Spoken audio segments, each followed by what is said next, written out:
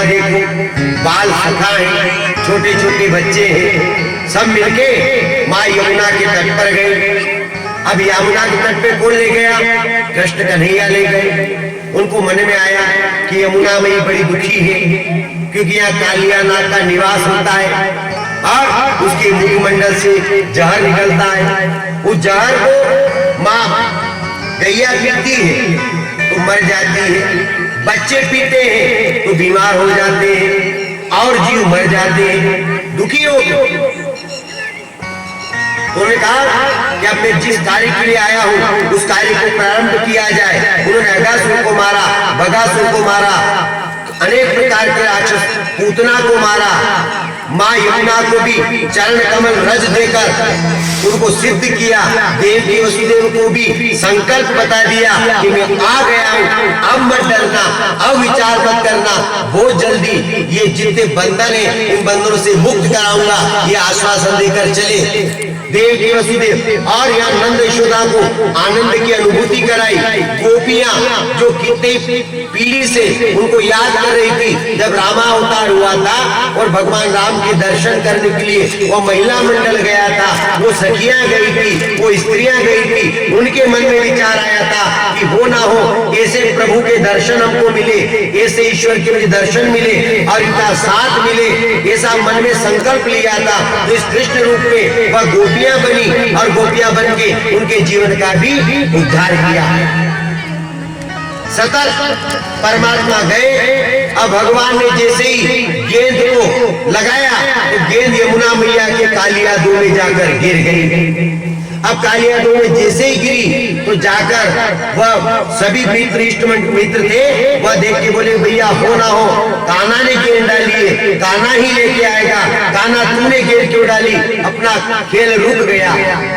ये बात कही। कन्हैया ने कहा कि चिंता ना करो, उसको लेके आएंगे। तो भगवान ने पीतांबर कमर धारण किए और कालिया दो के बीच में कूद गए कृष्ण भगवान।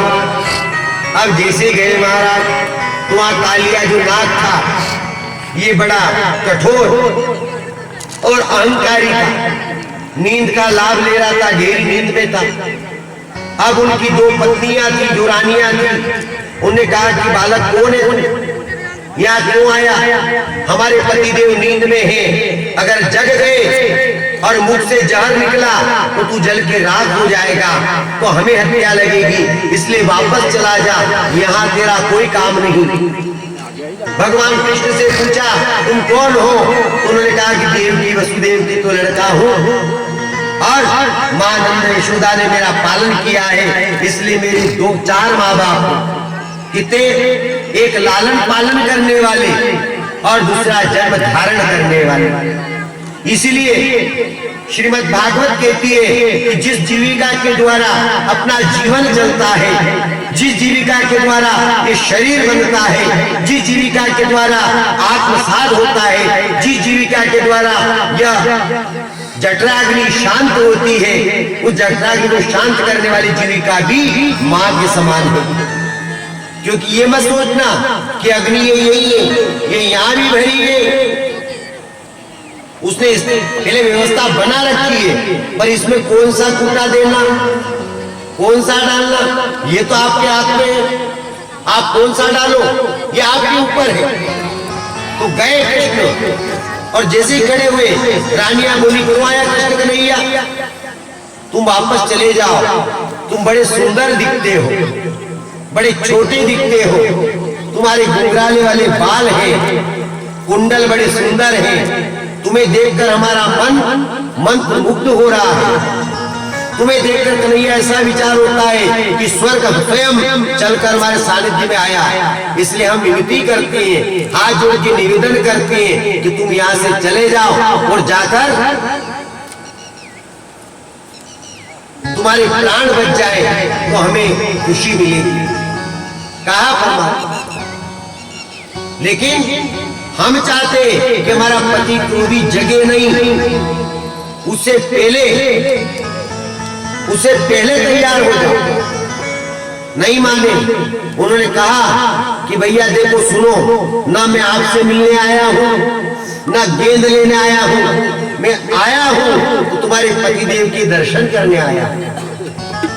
बोलो, कभी कभी परमपिता परमात्मा भक्तों से मिलने भी जाता है और जो उनके पास नहीं जाए तो खुद चला जाता है।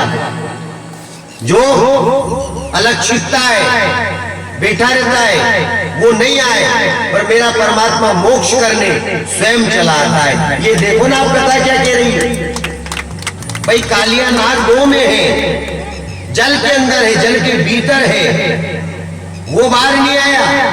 मेरे प्रभु चल के गए और जाकर उद्धार करने को खड़े हो गए। उन्होंने कहा जगाओ, नहीं जगाना, जगाओ, नहीं जगाना। पूंछ पकड़ी और पूंछ पकड़ के महाराज उसको जगा दिया और जैसे ही जगाया तो लाल जहर निकला और जेल की आभा ऐसे निकली। उन्होंने कमल पुष्प पाड़े दिए तो भी परमात्मा का श्याम रंग पलट गया। उन्होंने गिरनार के पहाड़ को उठाकर खड़ा कर दिया, वो भी भगवान का श्याम रंग पलट गया।